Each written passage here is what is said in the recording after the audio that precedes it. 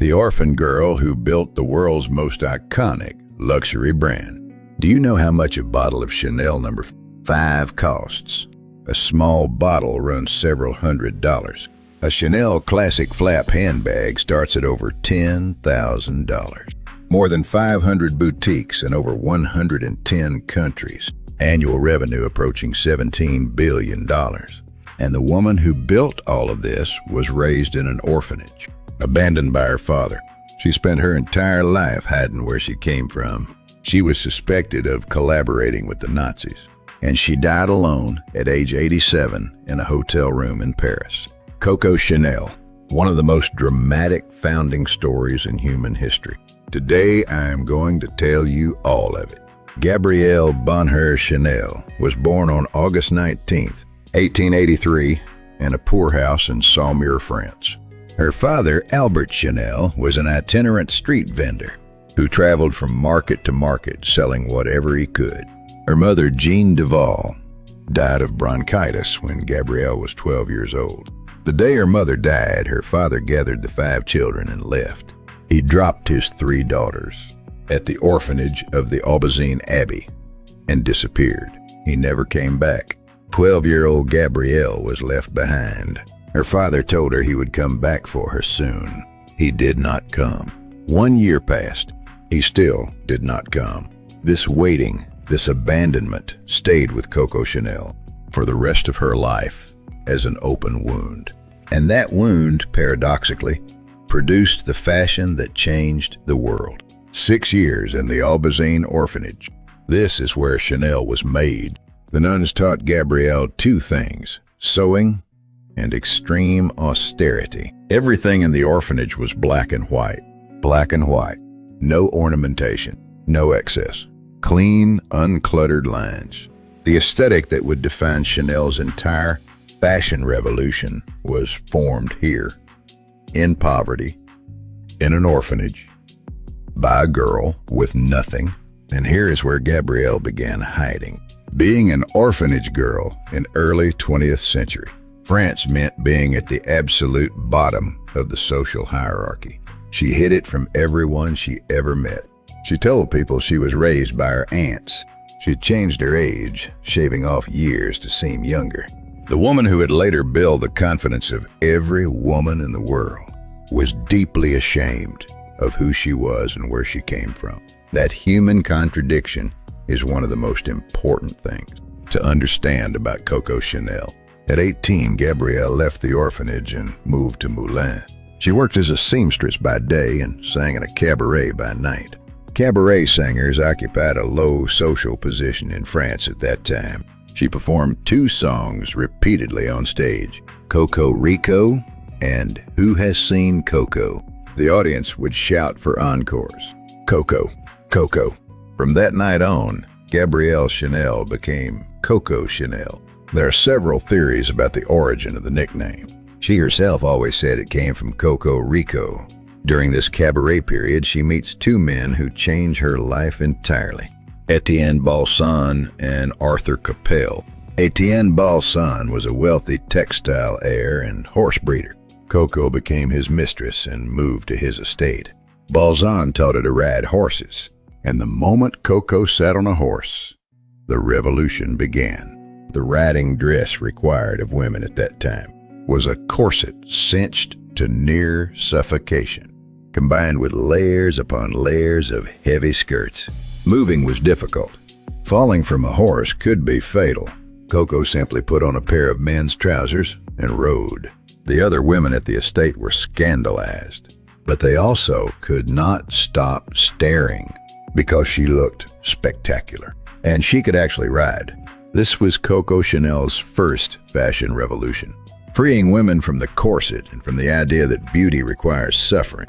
But Coco's true love was not Etienne Balsan. It was Arthur Capel, an English polo player and businessman. Coco called him Boy.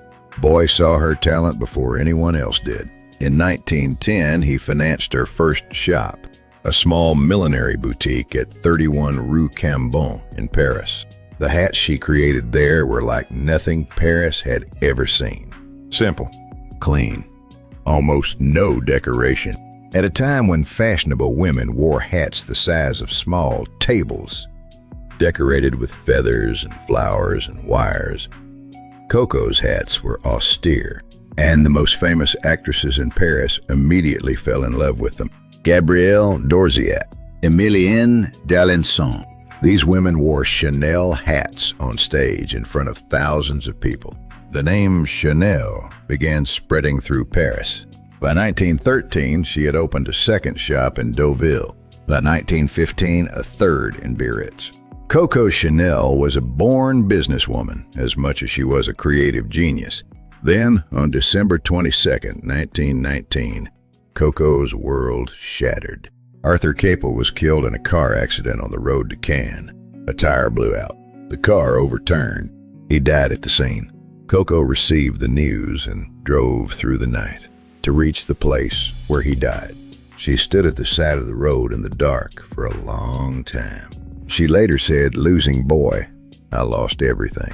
But that grief gave rise to another revolution. Coco dressed all her boutiques in black to mourn him. Black was the color of mourning in France. It was not worn in everyday life. Coco Chanel made black an everyday color. The little black dress was born from her grief. Sadness became fashion. Wound became revolution. In 1921, Coco collaborated with perfumer Ernest Beau to create a fragrance. Every perfume of that era was built around a single flower. Coco refused. She wanted something that smelled like a woman, not like a garden. Ernest brought her a series of numbered samples. She stopped at sample number 5. This is it. Chanel number 5. It launched and instantly dominated the world. In 1954, Marilyn Monroe was asked in an interview what she wore to bed. She said just a few drops of Chanel number 5. That single answer made Chanel number 5 the most famous perfume in the world forever. Today, a bottle of Chanel number 5 is sold somewhere in the world every 30 seconds. Through the 1920s, Coco's revolution kept accelerating. She used jersey fabric, a material previously used only for men's underwear, to create women's garments. Comfortable, practical, effortlessly elegant. Women could not get enough. She introduced the women's pantsuit. She popularized costume jewelry, faux pearls that anyone could wear. At a time when only aristocrats could wear real gems, Coco made beautiful jewelry accessible to everyone. Everything she did carried the same message. Stop suffering for beauty. Stop wearing things that restrict your movement. Women deserve to be comfortable and elegant at the same time. That was Coco Chanel's lifelong declaration. Now I have to tell you about the darkest chapter of Coco Chanel's life. During the Nazi occupation of Paris in World War II, Coco Chanel lived at the Hotel Ritz, which had become the headquarters of Nazi high command. She had a relationship with Hans Gunther von Dinklage, a German intelligence officer. Evidence has since emerged that she worked as an intelligence asset for German military intelligence. After the liberation of Paris, she was arrested by the French resistance and interrogated. She appeared to be facing serious charges as a Nazi collaborator. Then she was released. Many historians believe Winston Churchill, who had been a personal friend, intervened on her behalf. She immediately fled to Lausanne, Switzerland, and lived in exile for over a decade. This is the most painful and morally complicated chapter of Coco Chanel's story. A genius who made mistakes that cannot be overlooked. A woman who defied every social constraint, but failed a far more important moral test.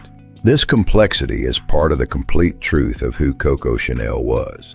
In 1954, at age 71, Coco Chanel made one of the most dramatic comebacks in fashion history. 10 years of silence ended with a new collection. The Paris press was merciless, too old-fashioned, a relic of the pre-war era. The American and British press responded with complete opposite enthusiasm. Time magazine put her on the cover. The collection that emerged from this comeback included the Chanel suit, the iconic jacket and skirt combination that women could wear comfortably while looking impeccably elegant. That suit is still the defining symbol of the Chanel brand today. The comeback was total. On January 10, 1971, Coco Chanel was found dead in her room at the Hotel Ritz in Paris. She was 87 years old. She had been working the day before, Saturday, on designs for an upcoming collection. Her final words were reported to be, "You see, this is how you die." Characteristically direct, characteristically unsentimental. Her funeral was held at the Madeleine Church in Paris. Yves Saint Laurent and Salvador Dali were among those who attended. Her coffin was covered in white camellias, the flower she had loved throughout her entire life. She was buried in Lausanne. Her grave is marked with 5 lions for her Leo zodiac sign. Coco Chanel left these words behind: "Fashion fades, style is eternal. The most courageous act is still to think for yourself and speak aloud." Success is often achieved by those who do not know that failure is inevitable. The orphan girl waiting for a father who never came back. The cabaret singer who hid where she came from. The woman who dressed half the world while hiding the truth about herself. That woman freed every woman in the world from the corset. That woman's perfume sells every 30 seconds somewhere on earth. That woman's name became the most iconic luxury brand in history. Chanel is not just a brand. It is the name of one woman's wounds, her will, and her revolution.